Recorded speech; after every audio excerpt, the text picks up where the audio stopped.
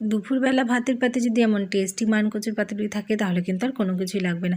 বেশ খানিকটা মানকচু নিয়ে গ্রেটারে গ্রেট করে নিয়েছি আর খানিকটা লবণ মাখিয়ে বেশ কিছুক্ষণ রেখে দিয়েছি। আর এখানে দেখুন রসুন, পেঁয়াজ, কাঁচা লঙ্কা, টমেটো কুচি করে নিয়েছি। আর কড়াইয়ে সরষের তেল দিয়ে কালো জিরে, শুকনো লঙ্কা ফোড়ন দিয়ে রসুন পেঁয়াজের কুচিগুলো দিয়ে একটু ভালো করে ভেজে নিয়ে লবণ হলুদ দিয়ে দিয়েছি। লবণ হলুদ দিয়ে একটু ভেজে নিয়ে দিয়ে দেবো কুচানো টমেটোগুলো দিয়ে সব কিছু ভাজা হয়ে গেলে দিয়ে দেবো সামান্য একটু সর্ষে বাটা।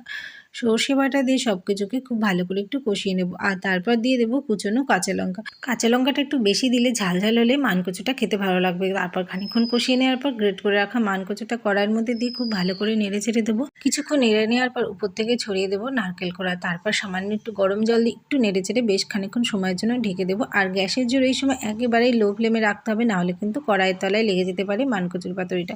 এরপর ঢাকনাটা তুলে নিয়ে ঘন ঘন নেড়ে চেড়ে এইভাবে কিন্তু রেডি করে নিতে হবে মানকচুর পাতুরিটা। দেখুন সম্পূর্ণ রেডি হয়ে গেছে কোনো রকম পাতার ঝামেলা ছাড়াই। কেমন লাগলো জানাবেন। ধন্যবাদ।